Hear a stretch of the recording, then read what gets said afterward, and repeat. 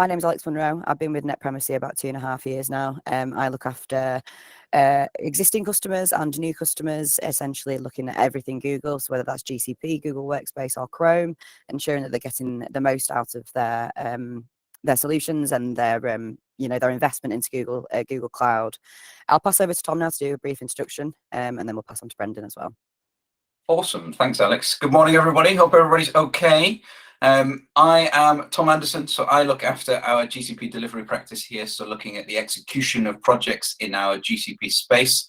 I have taken many organizations on the kind of the glorified cloud journey, and increasingly a number of them are in the data space. So I'm keen to share my thoughts and ideas today, and also hear a little bit from you guys. So please do use that Q&A function, send some messages in chat. Let's get this interactive. I want to hear from you guys. And with that, I'll kind of hand over to Brendan to introduce himself. Right, thanks, Tom. Hi, I'm Brendan Hills. I'm a customer engineer and manager at Google. I've been at Google 5 years and a bit more, and worked on lots of different customers, different size projects, often around data, not always. But I get the part of this presentation to tell you some stories about some of the things we've done with different customers, and what we can learn from that. Thanks. Brilliant. Jump along, Tom. A bit around the agenda today. We've just had the introductions. At NetPremacy, we're going to kick off with how to start your data journey, and then we're passing over to Google to run through some use cases and a bit more of a technical deep dive, followed by the Q&A, and then we'll close off. But just to reiterate what Tom said, if you do want to make this interactive, please do throw some questions in the Q&A. Tom, next slide. Fantastic. So we usually start these sections of the webinars with an introduction to NetPremacy as a whole, but as most people on this call will know who NetPremacy are, I wanted to focus on the progress and the goals as a business and our constant progression, really. We understand that as a premier partner, that when Google's services and solutions expand, then so does NetPremacy's expertise as well to help support our client base. In doing so, we as a company are skilling up considerably and are consistently hiring across the board to expand our resources, but to help introduce new skills and experiences as our teams grow. We're doing this to support NetPremacy's customers, you all on the call today, with some of the most complex business challenges. We help solve these by utilizing Google's solutions and services, but also NetPremacy's professional services, our value add as a premier partner, and our continuous engagement with our clients. So today I've bolded it out a little bit, and I hope that you can tell. So we're going to focus on the smarter analytics pillar, which is directly intertwined with data, how we understand data, make sense of it, and use it to our business advantages. We eventually want to see all our customers making strategic business decisions and becoming more data-driven, whether this is to understand buying trends for your customer base, understanding your carbon footprint, for example, or something as simple as streamlining a work stream to free up employee time. So we're here to help you on this journey, essentially, wherever in the journey you may be. And today we're going to uncover the foundations needed to discover your data. So I'll stop rambling on now, and I'll pass over to the first speakers of today. And I believe that's you, Tom. Perfect. Thanks, Alex. And actually, thanks everybody for kind of joining and sending across some of your kind of thoughts and ideas in this space beforehand. We sent out a couple of questions to you guys, and we got a couple of responses back. It's really interesting to see that, actually, because when I was first asked to kind of speak at this particular event, my first thought was just to run this in a very similar way to how we would run this with any customer that comes to us and comes with that problem statement that I'm hearing more and more often, which is, I know I've got some data, I'm not using it. What do I need to do? How do I kind of get going with it all? And how do I actually start to have data become more of an integral part to the operations of kind of the business that I'm working within today?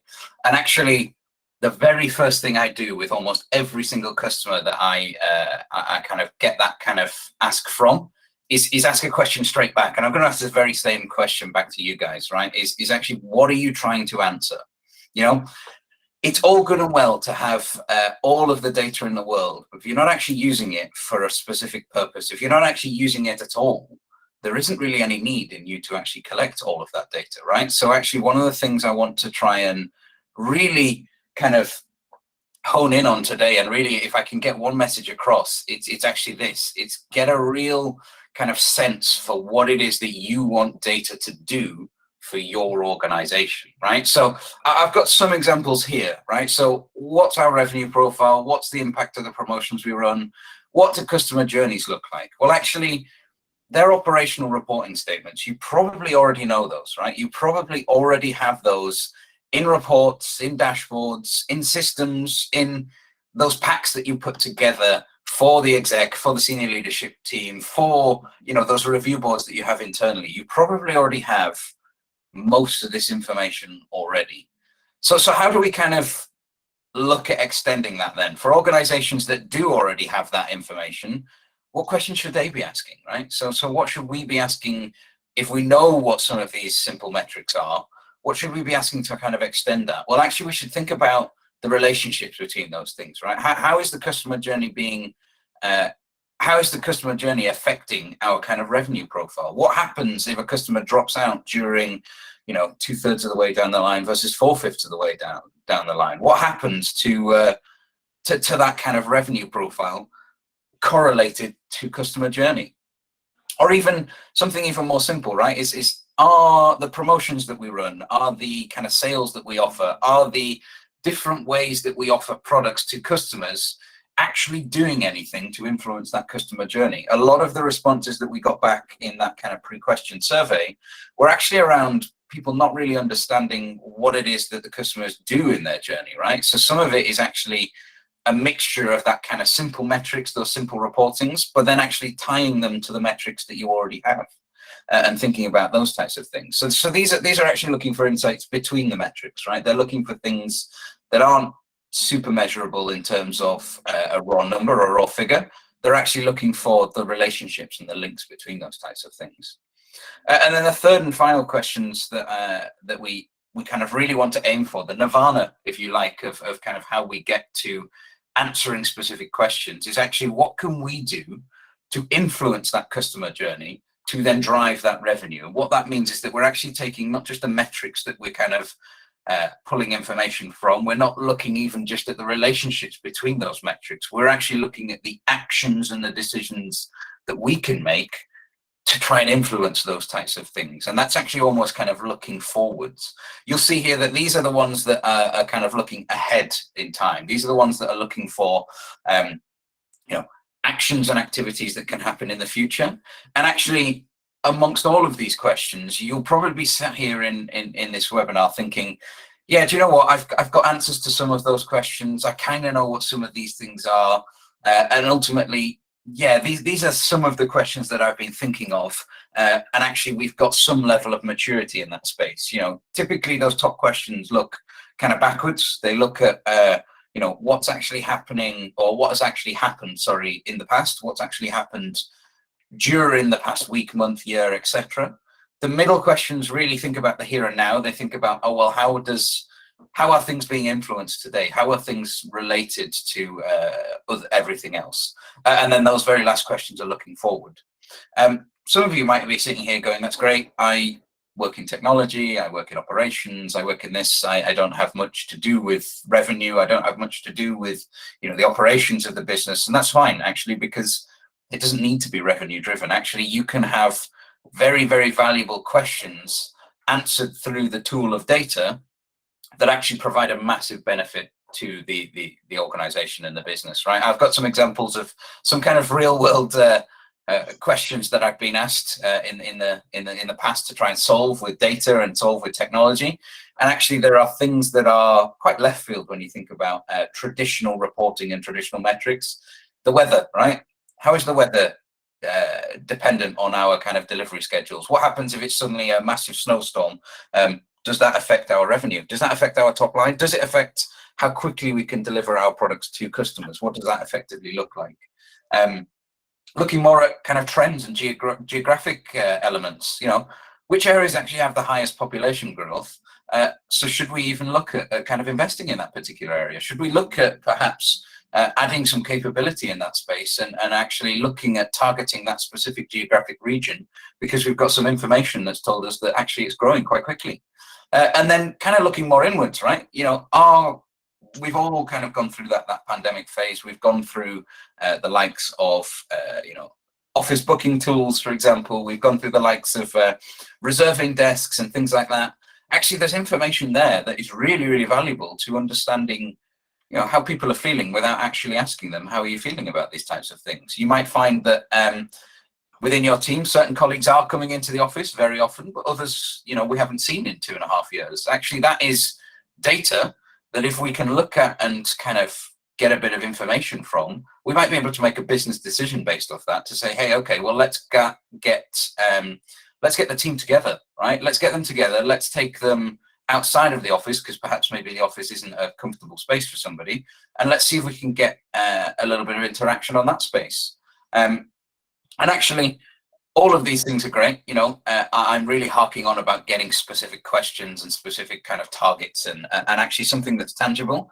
And actually, that is incredibly important. And being brutally honest, that's what we will always try and work towards in that first instance. We will always try and understand where it is that you guys are trying to go as an organization and what it is that data can do to try and help get you to that particular position. But actually, if you haven't got any specific questions at this stage, you're looking at me and going, Tom, that's all good and well. I haven't got any of those. I haven't got a Scooby-Doo what I'm supposed to be doing in that space. I don't really know where I'm trying to get to.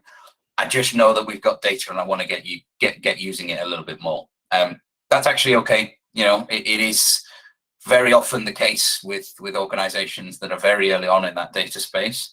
And actually then my response back to you guys will be, well, think about measuring your capability, right? Is that never mind what you are doing, let's think about what you can do, and that will get you thinking naturally about the way that data could be used in an organization and actually thinking about what that capability looks like. I've talked for a brief amount of time now on the questions and the kind of targets and the woolly stuff, the stuff that really comes as an output from all of the work that we want to do. And actually, that's really important. It's really important to have that kind of output. But actually, to that last point, measuring your capability, we should have something to kind of help shape that in our minds and help shape what that looks like. If you've ever seen me before talk about data, you'll laugh because you'll have seen this diagram many times. I love it, right? I love this as a concept. This is actually something that we have adapted from Gartner. Gartner came up with this analytical ascendancy model, but actually I think it really kind of hones in on what organizations really do try and do with analytics. And I think it is important here to think about when you're talking about data, you really are talking about the analytics of data. It's all good and well doing something from a technical perspective with data. It's all good and well collecting data and generating data, but actually where the value comes from, and actually what we're all hearing from every single customer, is actually it needs to have some level of value to it. We're not just going to do data for data's sake. We need to do something valuable with it. That's where the analytics side of things come into it. We need to think about, well, what is that data doing for us? What are we doing with that data to help drive value in our organizations? And this is where the analytical ascendancy model comes into. So I'm going to kind of touch on some of the points here and really try and tie them back to some of those questions that we had previously. You see, the first kind of pillar here in the ascendancy model is actually descriptive analytics. This is often where an awful lot of organizations feel like they are really mature. We have a good overview of what has happened in our organization.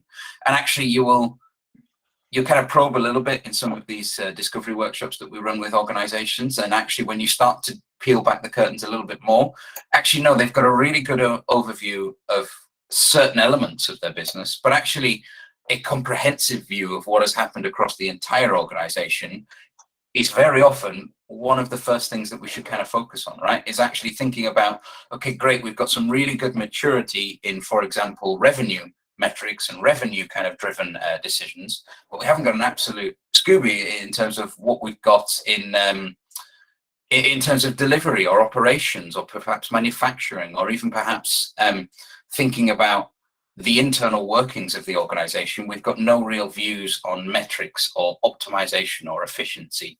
And actually what happened in the organization is a blend of both the commercial side of things and actually the kind of the delivery and the optimization side of things. And actually sometimes getting metrics in that space is, a really important first step in order to then work out which questions we need to answer in order to drive some benefit for the actual organization. And actually, if we think about that first pillar, you'll see that gray line is kind of the solution span, if you like. And actually, this is what we, as a consultancy, would suggest for you guys to actually implement in order to get kind of further up in this ascendancy model. You see the first pillar, actually, the first kind of stage of that is actually data ingestion and warehousing.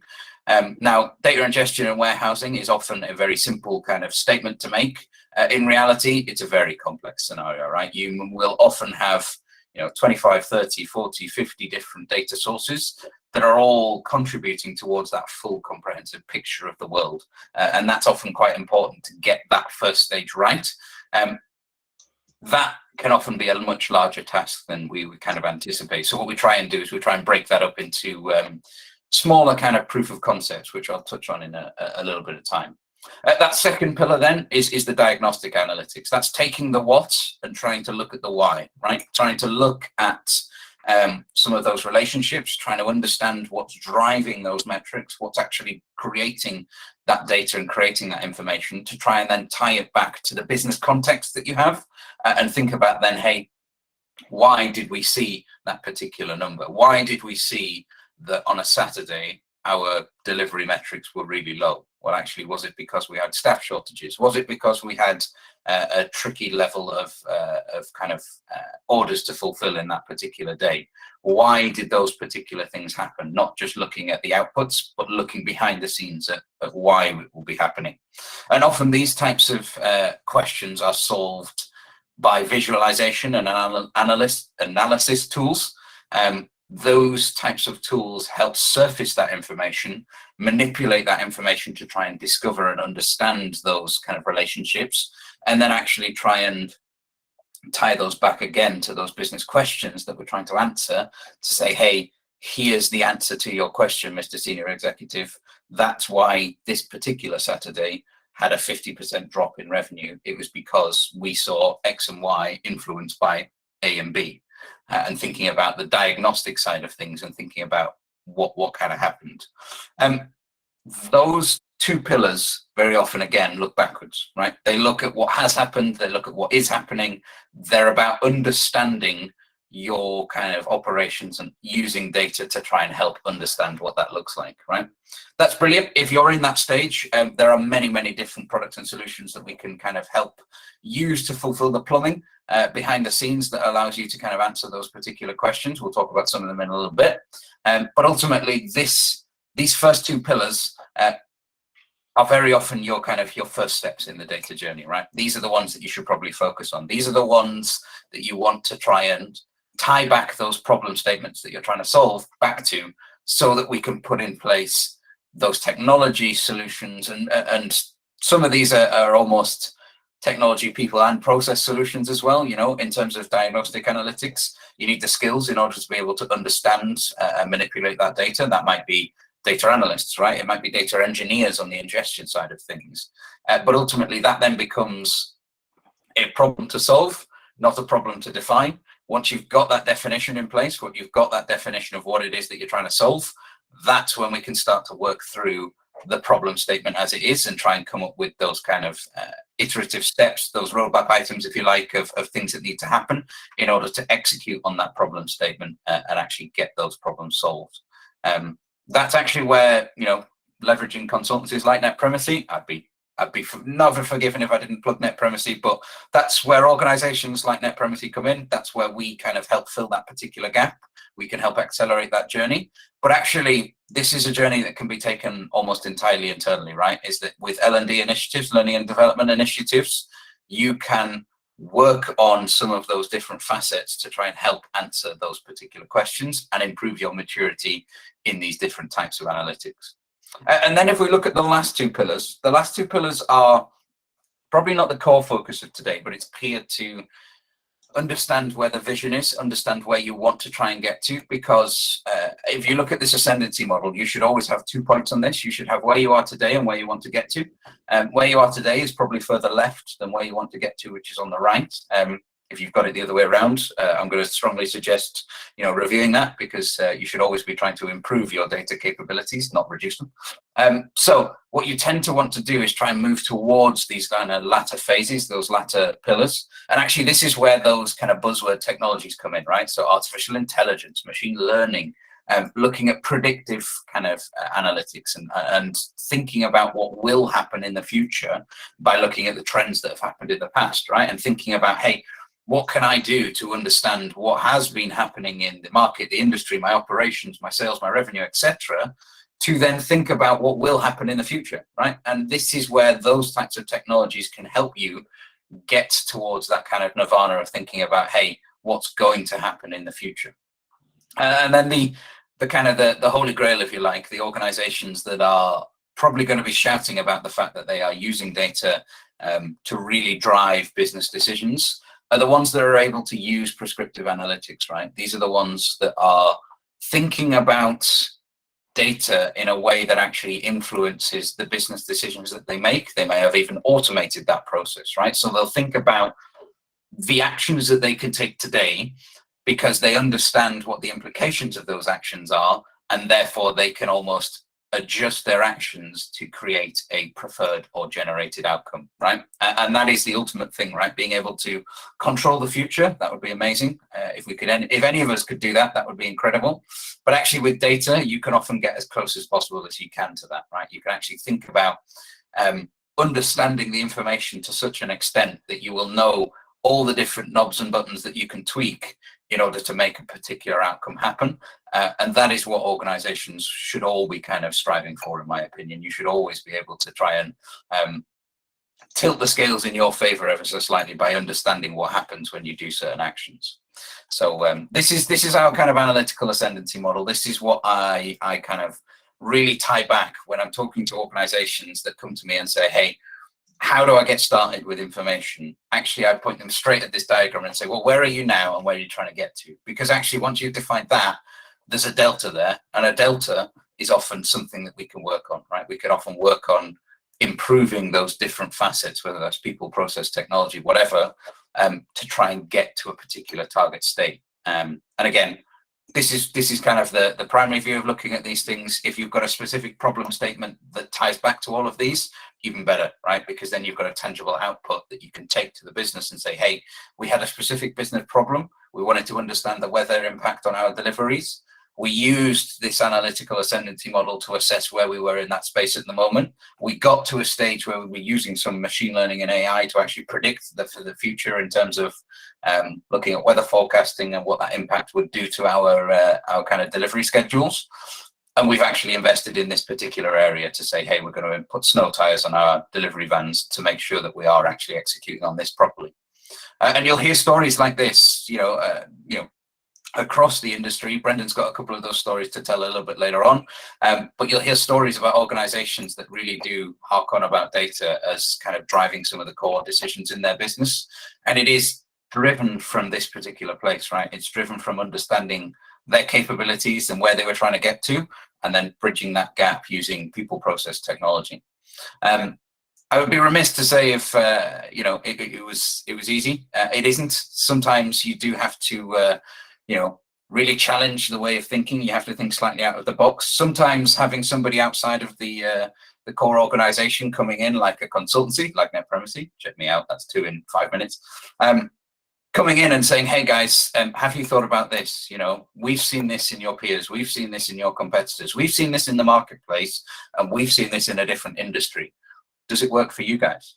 Does it work? What about this? Have you thought about this? Have you challenged that particular way of thinking and trying to kind of think outside of the box to try and get some of those tangible outputs? All of that is all good and well. Generally, you need to put some technology in place to kind of support this, right? Data ingestion and data warehousing, visualization and analytics, and machine learning and AI capabilities. They're all technology problems, right? You'll see there's even some Google Cloud products on the particular slide. So let me talk a little bit about the kind of the reference model that we like to use, right? So this is the classic reference model. You've probably seen this over and over again. It has a number of different components, right? you'll see on the left-hand side, you've got all of those data sources. Step one, make that list, right? Make that list, because that makes things infinitely easier once we understand what's actually available to work with, right? Make that list of all the data sources. We're not looking for War and Peace. We're looking for the types of information that is in there. We're looking for the types of information that, or the types of kind of interfaces that we have to those particular kind of data sources. Those data sources are going to be the source of your business problems, right? You are going to look at sales management, marketing, databases, manufacturing, budgeting, accounting, and you're going to naturally come up with some pain points in the organization. So the first thing to do is kind of list out all of those different kind of data sources and then think about what that business problem is, right? Think about that problem, that question that you're trying to answer. What are you trying to do with data, right? Because very often, everything on the right-hand side is kind of a really good way of consistently looking across everything in the organization. But if you've got a point problem that is between, manufacturing and accounting, often there is point solutions that can go in place really, really easily to try and solve those particular problems. It doesn't need to be boiling the ocean in terms of a technology solution. Sometimes actually that business problem can be solved really easily. Other times you start to think about business problems that cross lots of different data sources, and this is where our classic solution comes in place.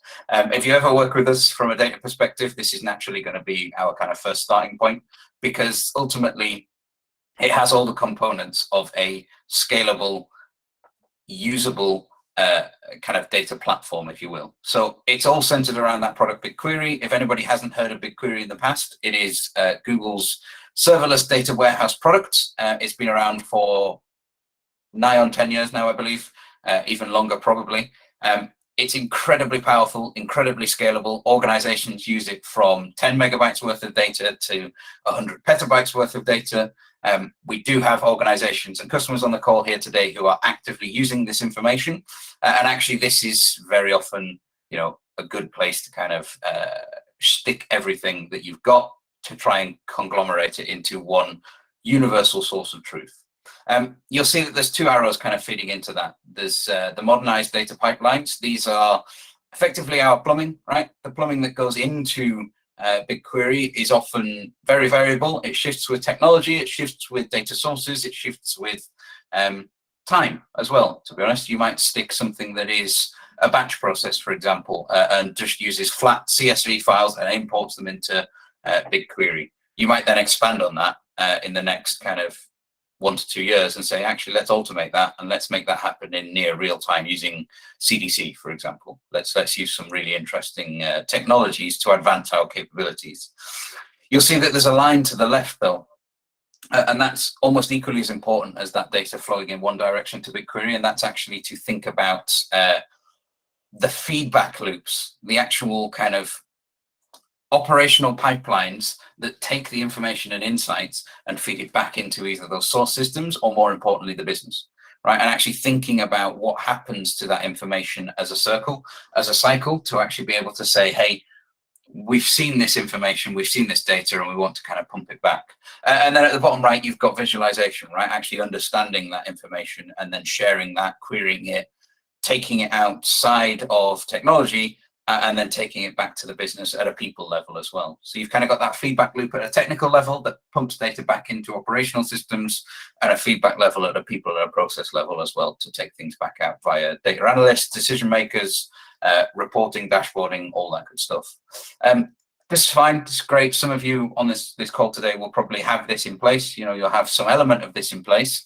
So let me introduce the expansion pack. And actually, there's not a huge amount that changes, because actually the concept stays the same, right? We still need the imports, right? We still need that data to be ingested. We still need that data to come in. We still need those feedback loops. We still need that loop at a technical level to go back into our kind of data sources, back into our source systems to be able to actually generate some value and insight from that information. And we still have that feedback loop at the bottom, right, where we actually look at doing that analysis and feeding back information to the business.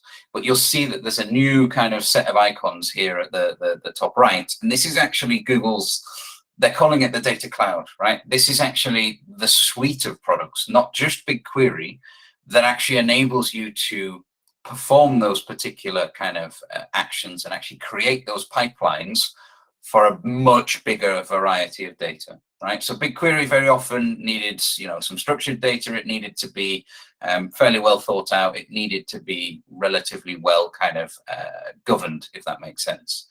Actually, Google's introducing products like BigLake, introducing products like Dataplex, introducing products like Data Catalog, and actually talking about data, not necessarily in a really kind of narrow-minded thing, but actually thinking about data in whatever format that it is and trying to add a layer of governance on top of all those different data sources. So you'll see here that there is an awful lot of interesting words at the top of that particular diagram. I hope everybody can read them. If not, I'll read them for you now.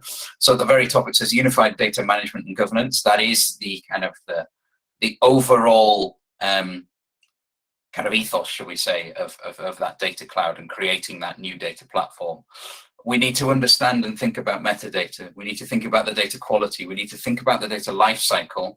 And then we need to think about classifying and securing that data, right? So actually thinking about the data in a way that is operationally efficient, not just collecting it in any way, shape, or form. It's actually thinking about adding that layer of governance around all of the data in the organization and thinking about what can be done to kind of manage that at scale. And what this allows people to do is actually then iterate on the different data pipelines and iterate on the technical level solutions that need to be in place in order to actually answer those business problems, right? It reduces that barrier to entry, because actually if an organization can appropriately govern data wherever it is, suddenly things like pipelines become simpler, because actually it doesn't matter if you've got a comprehensive pipeline that goes from cloud storage into BigQuery.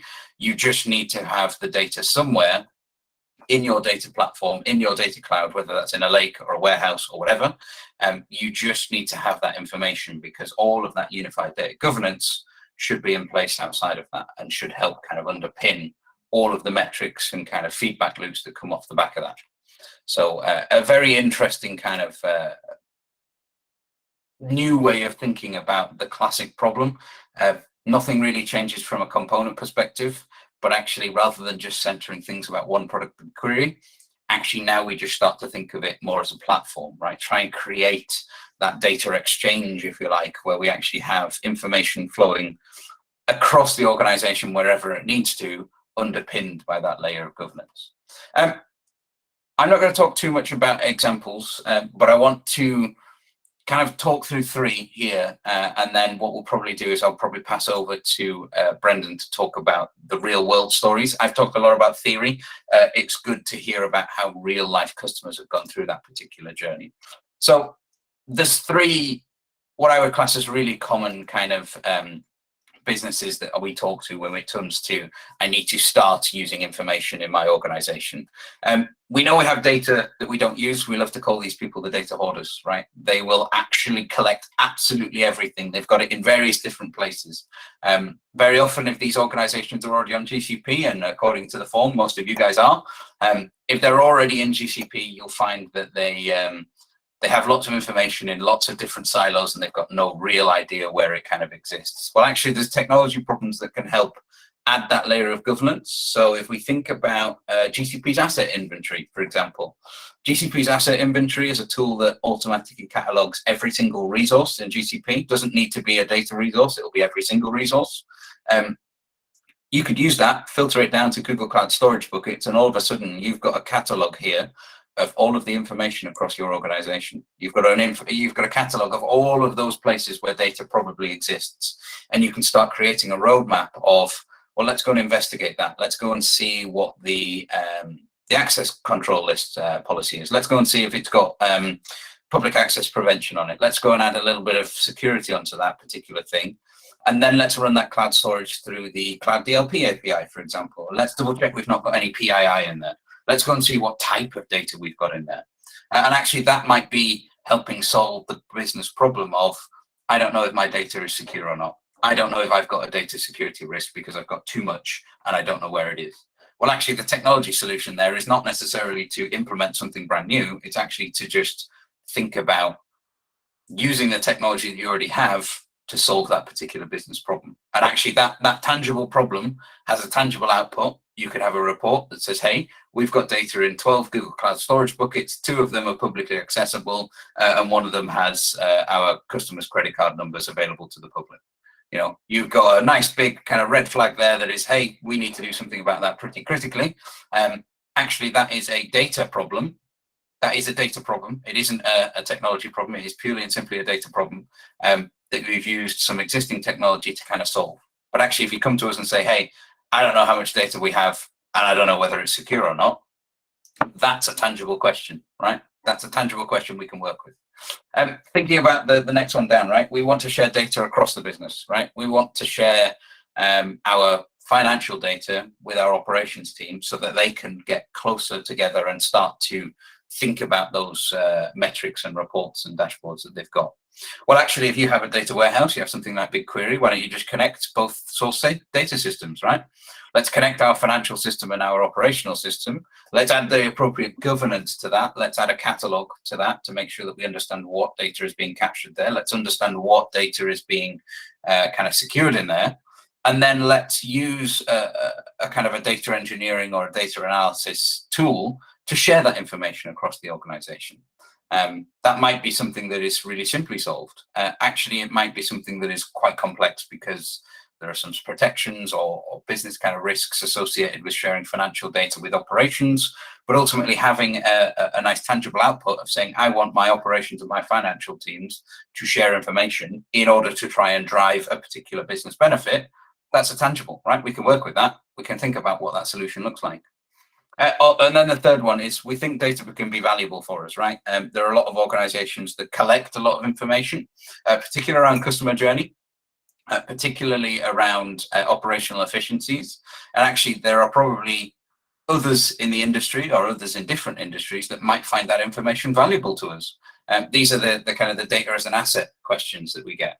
Actually, again, let's think about what information you think is valuable to you, right? Let's put a technology solution in place, perhaps, that allows us to facilitate the sharing of any information in our organization.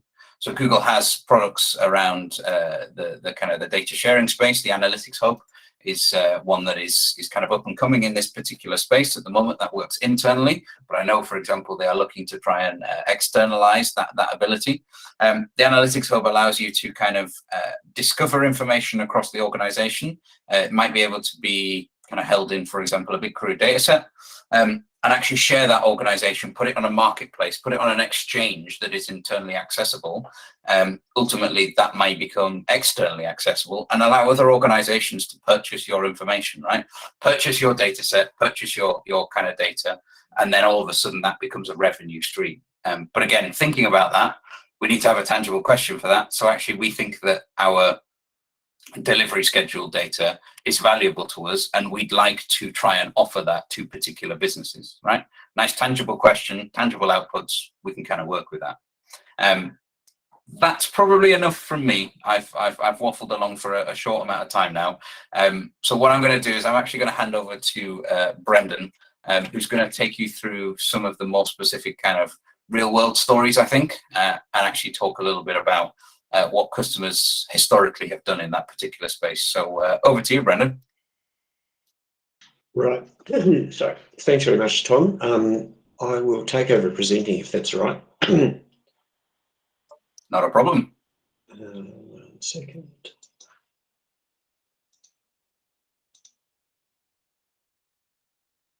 Okay, let me know when that is visible. Excuse me. Right. Thanks very much for the intro and for getting us started. As you said, I'm going to talk through some customer examples, some from my experience and some as sort of well-known case studies. Very happy to take questions on these. So if anyone has questions, either put them in the chat or put your hand up and we can respond. And if I'm talking and someone puts their hand up, can Alex or Tom, can you interrupt me in case I don't see it? No problem. I assume there's no questions so far. Not just yet. They're all pondering. All right, that's totally fine. So let's do some case studies and a bit of a deep dive into some of the technology that Tom's been talking about.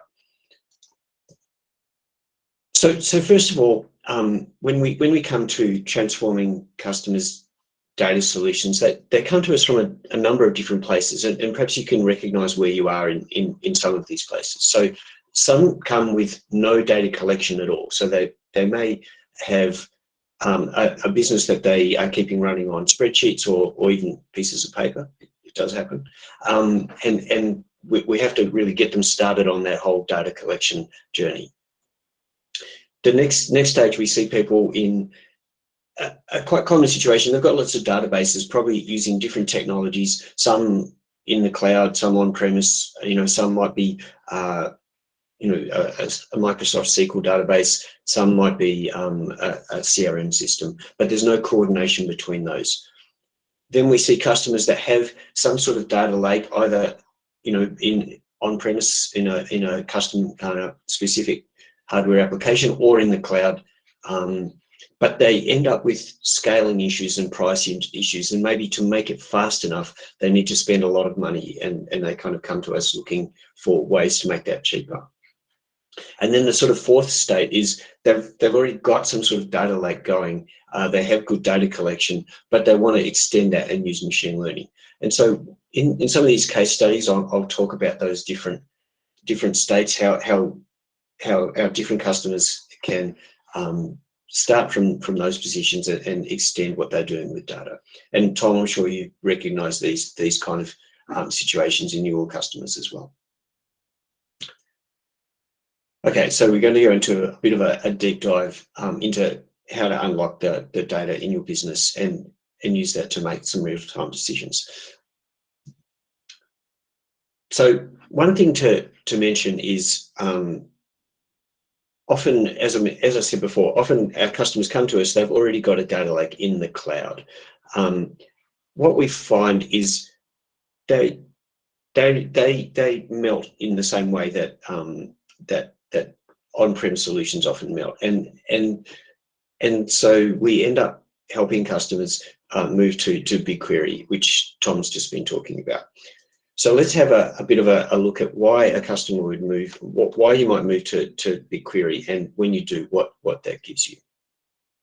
And we kind of bring that back to what are you trying to do with your data? And it's not just about collecting it, but you want to be able to find insights in your data that you can take action on to, make your customers happier, bring new products to market, or understand your business better, or reduce your cost. Tom's talked a lot about BigQuery, and that's going to be the sort of central theme to most of the customer stories that I'm talking about now. So just to recap what that is, it's a serverless data warehouse. So that means that you don't need to worry about managing nodes or containers or VMs or the size of it. Google does that for you. We brought this product to market because it's actually something that Google uses internally, right? So that's the warehouse we use to collect and analyze data from our ads products and from our different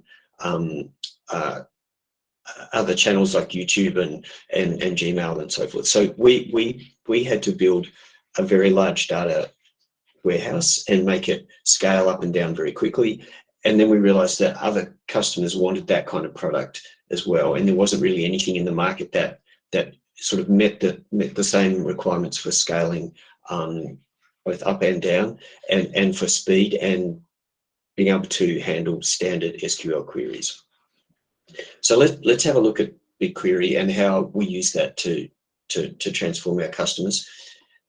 One of the things that we're going to get into, which is sort of I find most interesting, is the built-in machine learning capabilities that have been added onto BigQuery over that 10 or so years that Tom mentioned.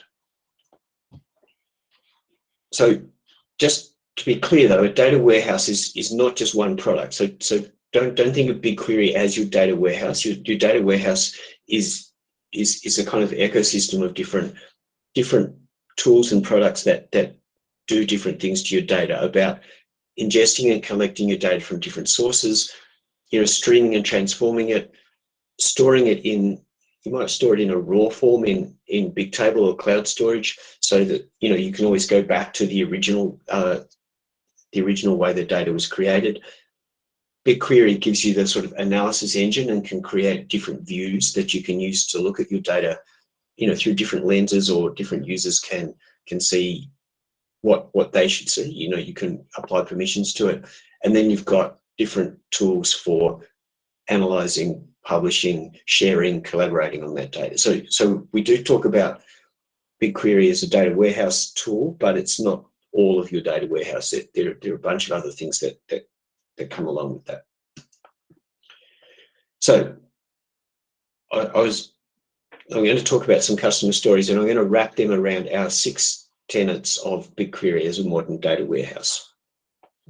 So looking at traditional data warehouses, we have a bunch of different problems that people encounter, and that we encountered, frankly, and wanted to solve with BigQuery. And so, so we end up with this.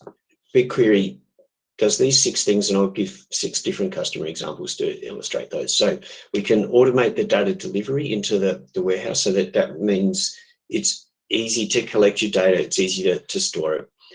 We make insights accessible and accessible to all.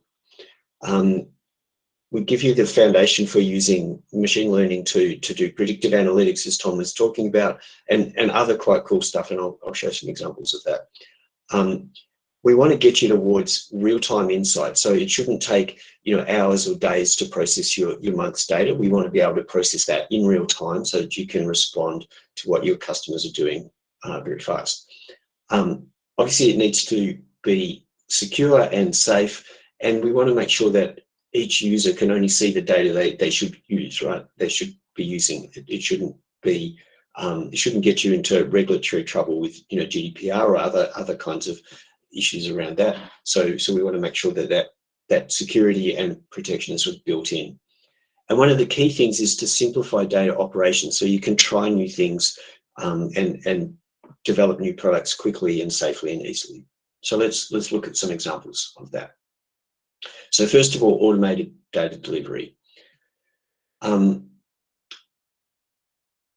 skip over some of these slides. So Auto Trader is a customer that I want to talk about a little bit. So that they have a pretty standard kind of case study. I think that they transformed quite a complex organization onto Google Cloud.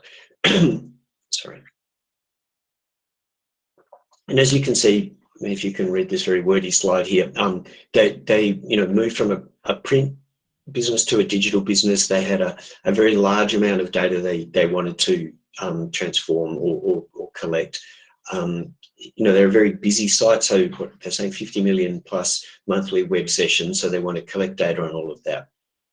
They built a modern cloud architecture. They wanted to be able to democratize decision making within their business, so they used different tools to make sure that data was available to all of their staff internally. And I mean, this is quite a nice case study that we often talk about in trade shows and so forth, and Auto Trader talk about as well. What I find more interesting about this is actually the steps they went through to get to this state. And that's a bit of an individual story, which I find more interesting. So their transformation was kind of multi-step. They went from on-premise to AWS, I don't know the word for it. Then they had some success with that, and then started to get sort of scaling issues. They moved to looking at using Cloud SQL and Mongo Atlas. And then more recently, they've moved towards Bigtable and BigQuery. And then the sort of future direction of travel for them is using Vertex AI and BigQuery machine learning. So let's talk a little bit about each of those steps, because they were big steps, or they're all big transformations for the company, and all brought some advantages and disadvantages, and you can sort of see how they moved through that time. So the first step was to go to the cloud at all, and so they went, as many people do, to AWS fairly early on and had some good success with that. The trouble they found was that once the amount of data in that system got big enough, they were sort of having putting a lot of time and money into managing hardware and managing virtual machines to keep the nodes running for their data lake. And that was when they started looking at BigQuery as an alternative, because, as I mentioned before, it's serverless. You don't even know how many servers your query is running on. That's completely hidden from you. And so they thought if they move over to that kind of environment, they can save a lot of time in managing their system. It's not as easy as that, though, because BigQuery is SQL compliant, but it's quite a different kind of database. It's a column store, so it suits data being stored very sort of wide and flat rather than deeply nested relational table structures. So they went for a kind of intermediate step where they were using Cloud SQL, which is Google's managed Postgres and MySQL, and it's a standard SQL database, but just managed in GCP. That was a kind of intermediate step, and then allowed them to then later move to other products like BigQuery and Bigtable. Another thing they really wanted to do was to create a culture of, they wanted to move from a culture of data literacy, where their staff knew about the data, to a data culture where they, all the business decisions were rooted in data, where everyone had access to the data to make their jobs easier or to solve their problems. And so they were able to do that by transforming into BigQuery and then using tools like Data Studio and Looker to share that data out amongst their staff. Over time now, they've transformed a lot of their data into BigQuery, as we mentioned, Bigtable for their kind of raw data storage. But one of the interesting challenges they have now is they end up with quite a lot of different data models. So they've got things in Cloud SQL, they've still got MongoDB, they've got BigQuery, and they use Kafka to kind of connect all of those things together. They end up having a kind of data catalog to connect up, to understand the governance on those different data sources and connect how they work. So look, I've dropped a lot of terminology on you there, and there's a lot of different sort of depth to that story, but I wanted to mention that because they're quite a sophisticated customer. They've been through a number of steps in their transformation. They add value at each step, but it's ongoing, right? I wanted to get that across. It's not just move everything to BigQuery and your problem solved.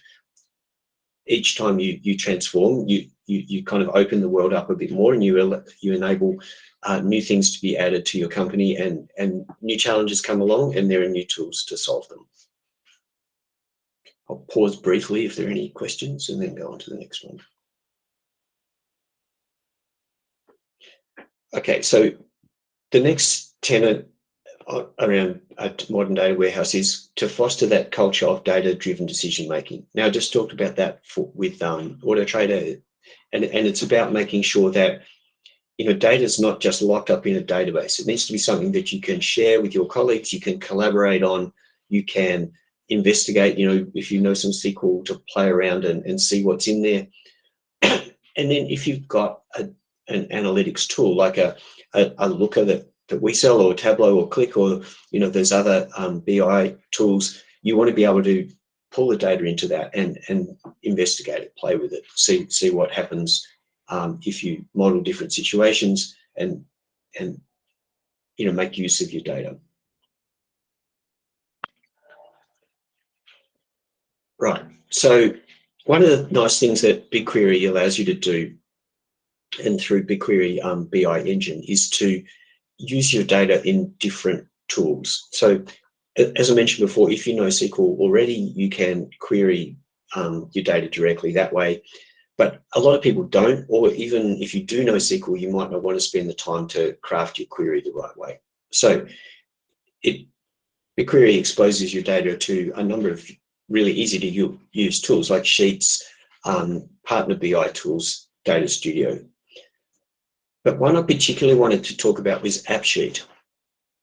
So AppSheet is a kind of no-code platform that we sell, which we sell, which allows you to quickly build applications built on sheets and on data sources that come into sheets, such as from BigQuery. So here's an example of a customer that we work with in the utility space, and they were able to build a couple of. We're working with them on a data transformation that I'll go into a little bit more in one of the other examples of storing all their customer. Thanks, Tabris. Customer data and all of their, they're a utility, so they have a lot of pipes that they need to store in the GIS system. So they wanted to move all of that data into BigQuery to be able to get better insights and analyze in real time. We showed them AppSheet. They had some graduates working in their company at the time. And those graduates kind of took AppSheet and over a couple of months, these are not IT graduates actually, built these two applications that the company is actually using right now. So one is a customer connections app. So that allows the customer to input all their data, connect up to the service that this customer is providing, and does that with quite a nice user interface, interfacing back into the data sources that we're using, so the BigQuery and Cloud SQL. The other one, which is quite cool, is the built over asset. So that's for their internal engineers to use. So when they're out in the field and they're trying to look for the pipes in the ground for the utility they're providing, they need to be able to find that quickly on the tablet or the phone that they've got with them. And so their AppSheet app allows them to query the geographical data in BigQuery and display that to the engineer. Really, two really cool apps built by non-technical people in a very short space of time. So it's a really nice example, actually. As it mentioned there, they use MySQL in Google Cloud, so Cloud SQL as the back end.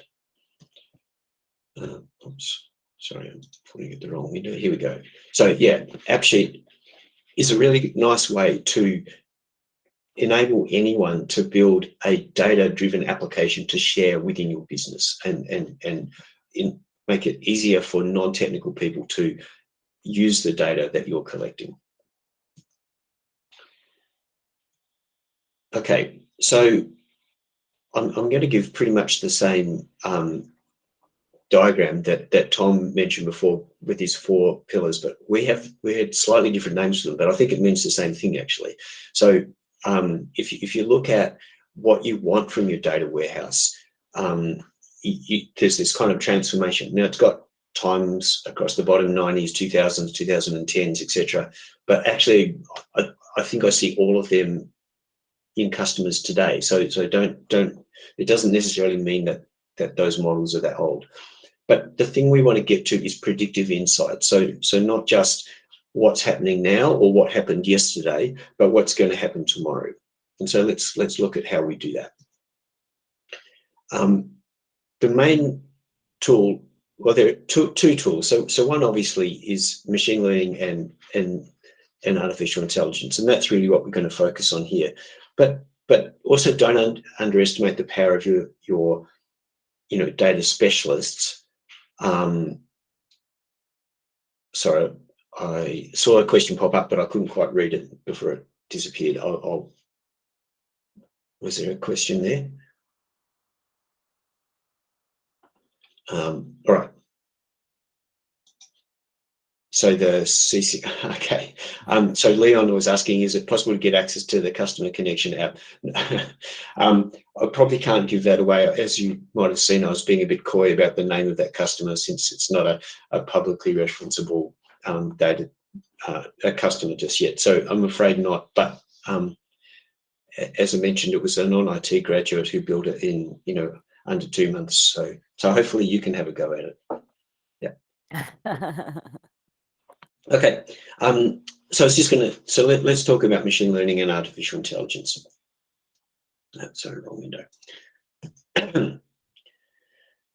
So BigQuery ML is quite an amazing tool that's been built onto BigQuery. So what it allows you to do effectively is to create columns in your database that don't exist in the world. Okay, so if you have a database of all of your customer CRM data and their behavior on the website and when they've come into the shop and their loyalty card use, and you want to predict what is the next purchase they're going to make, what you'd love to be able to do is add a column to the database saying the next purchase this customer makes, right? And that data does not exist in the real world because they haven't done it yet. So what BigQuery ML, BigQML, allows you to do is to use machine learning to actually populate that column, to create that column and populate it. It's kind of, I hate referring to machine learning as magic because it's not magic, but this one is kind of like magic. It allows you to create a column that didn't already exist. Don't quote me on saying it's kind of like magic. It's not like magic. It's a proper machine learning model, but it makes it very easy for someone who's not a machine learning expert to add a column using machine learning to their data. So let's have a look at how you can use this. One of the cool things that you can do with this is analyze geographical information system data or lat long data using familiar SQL in BigQuery. So that allows you to make spatially based decisions on your data. So very useful for delivery companies, very useful for trying to understand where your customers live, very useful for if you've got any kind of supply chain where you've got products moving to your factories or to your site.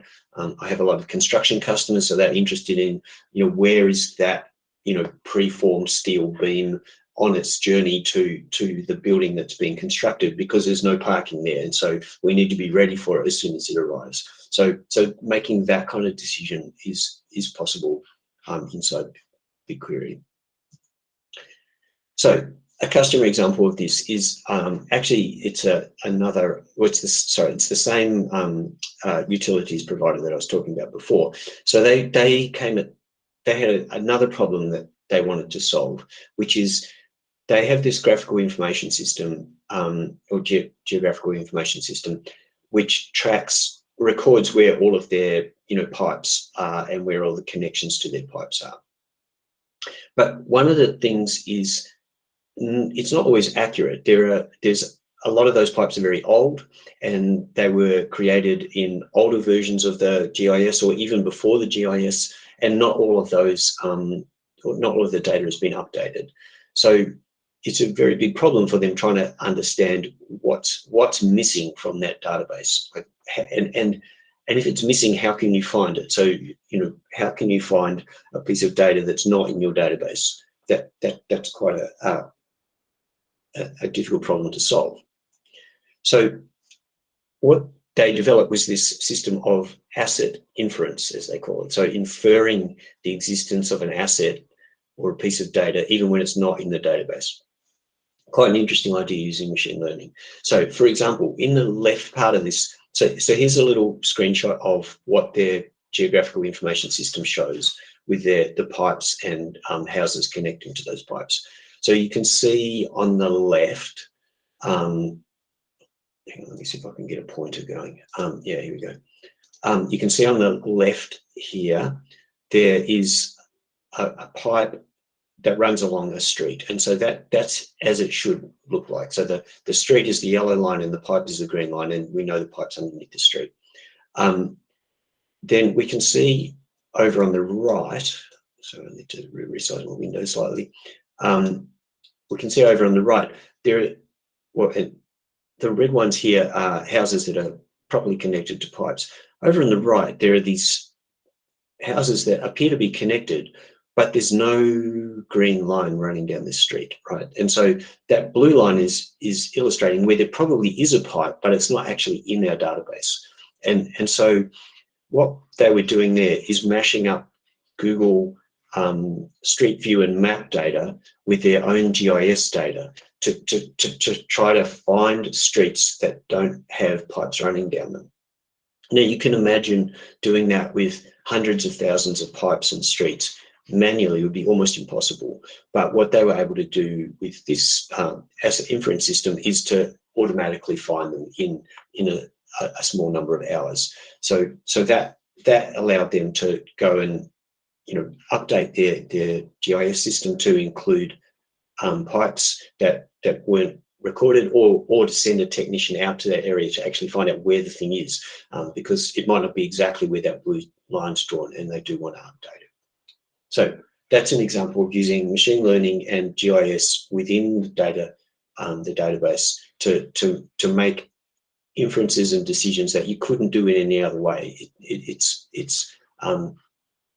brings a whole new piece of information to your business that there's no other way you could do it. Let me move to the next one. Right. So here's actually, I'm going to move to another BigQuery machine learning example, which is possibly a bit more common. So a really common thing that retailers want to be able to do is understand when a customer is going to buy something again, or when is the next time, what's the next thing they're going to buy, and when is the next time they're going to shop. And we call that repeat purchase propensity, which is when's the customer going to rebuy that thing. So Dyson's an example that use this.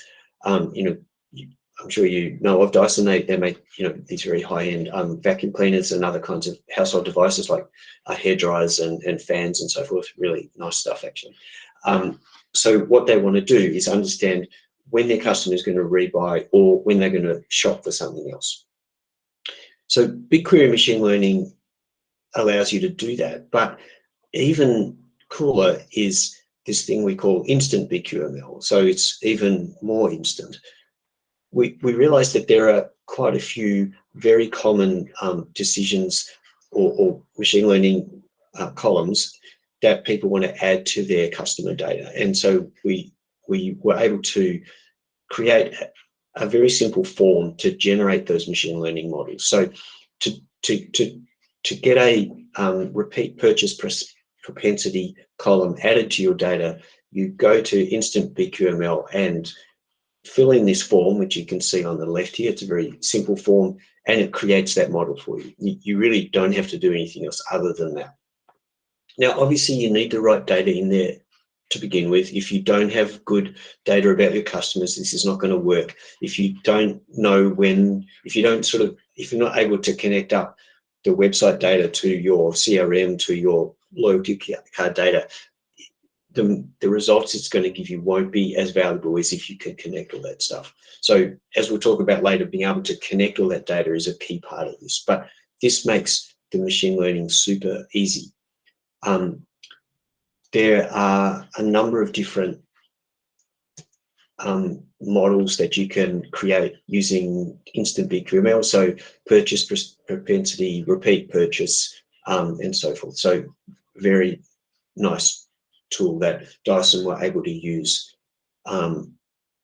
with very low technical input to make this to understand what their customers were going to do next. How does it work?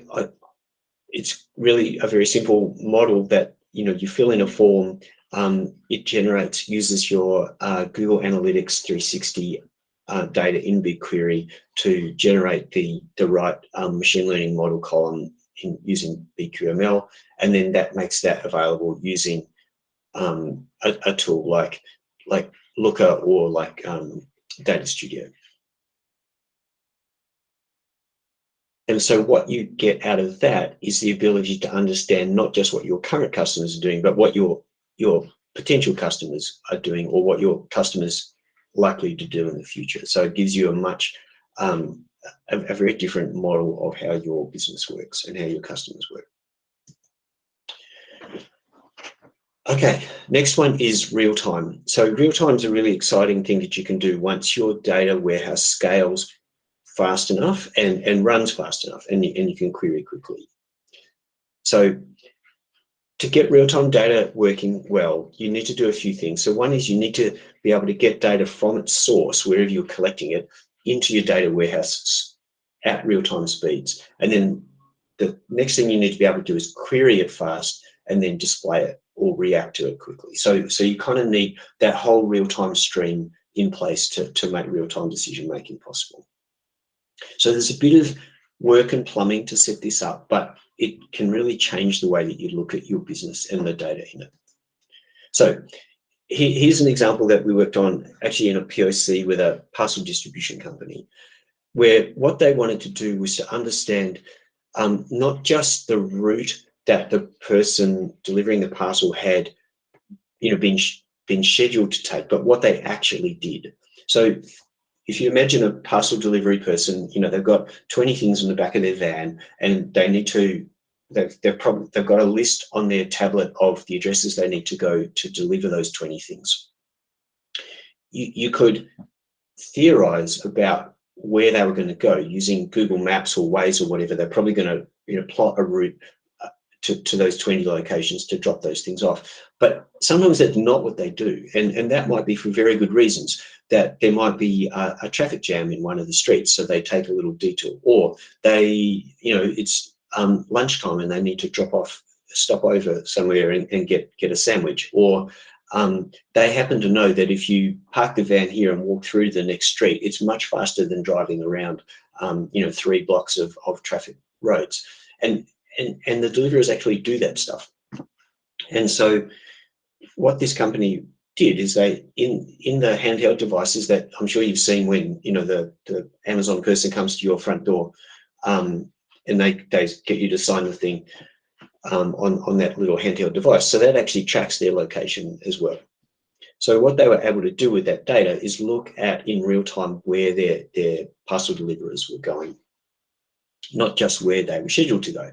And they weren't doing this for any nefarious reason to kind of, keep track on how many, like whether they were slacking off or anything, because, the deliverers were actually still delivering the right amount of parcels. It was more to be able to look at, well, can they make use of those deliverers like on the ground knowledge rather than just using the scheduling software to make decisions. And then also, if a customer is sending a new parcel somewhere along the route, can we actually reroute that person to go and pick up that parcel on the way rather than having to send it to the depot? So it's looking at, can you actually bring a new product to life through that real-time data? So we built this POC for this company.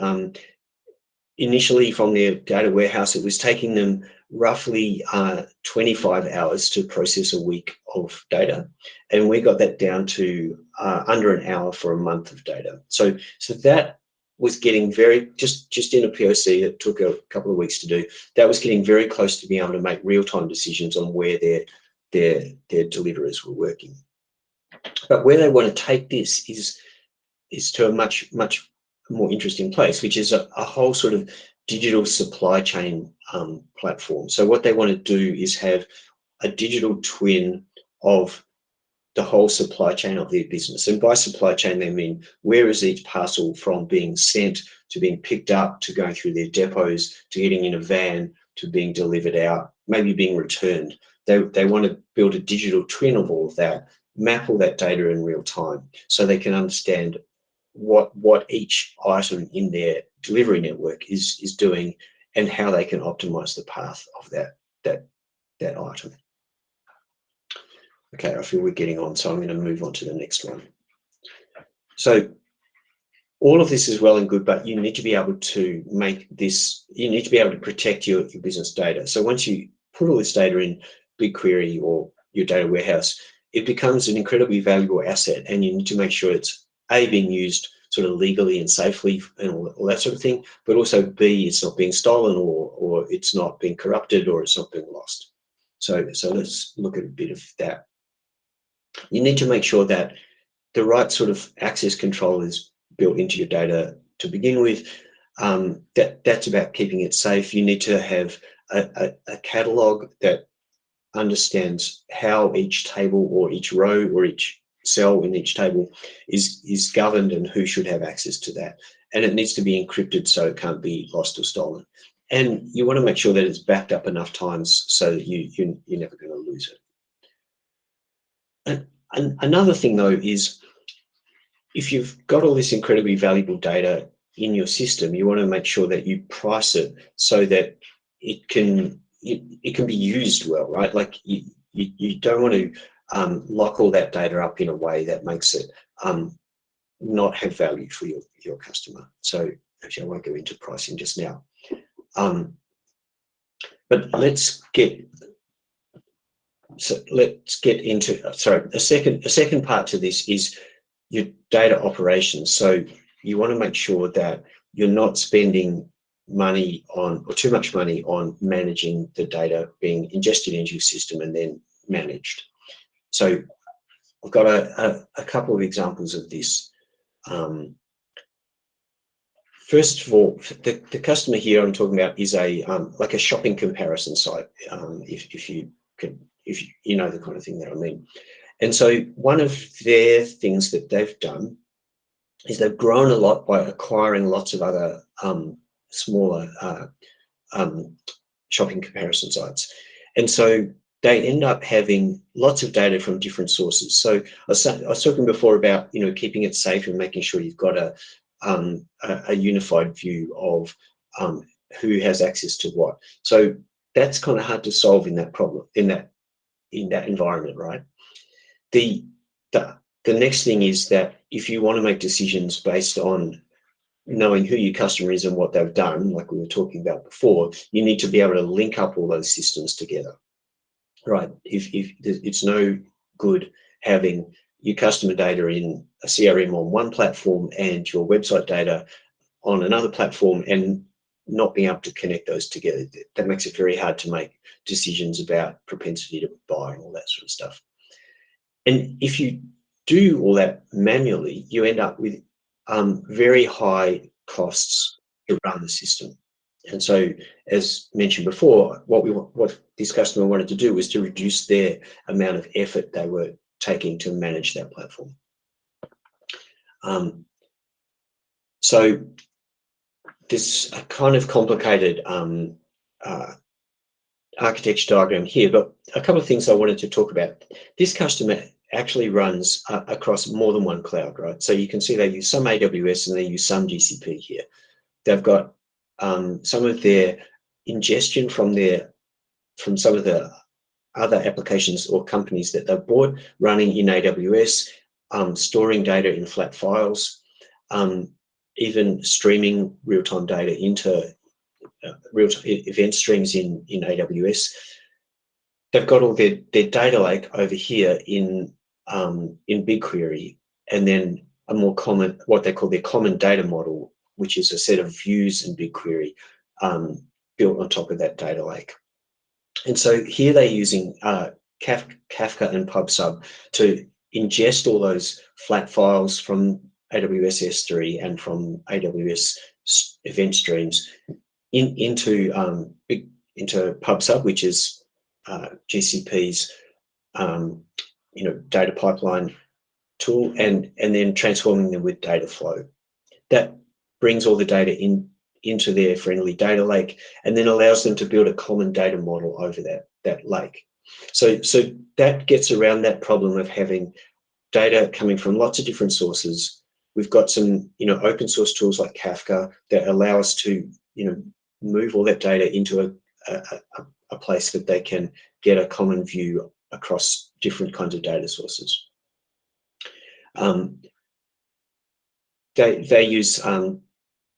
They integrate with this CRM Braze. It's actually not one that I'm that familiar with, but that's their CRM solution. They're able to connect up all their customer data from that CRM with their Google Analytics data coming from their website with their different the data coming out of the AWS platform, and get a combined view of that.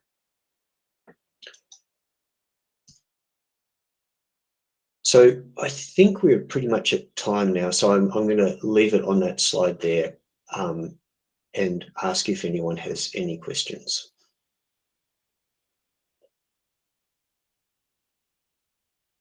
Or Alex or Tom, is there something you'd like me to drill into a bit more on any of those examples? No, I think we're all right. We've got some questions going in the background. The rest of the people on the call are our customers, so yeah, we've sparked a bit of insight. But yeah, do you want to jump along to the end of the slides, unless you want to jump into anything else, Brendan? Fine, I will go to. I think that's the one, right? Yeah, that's perfect.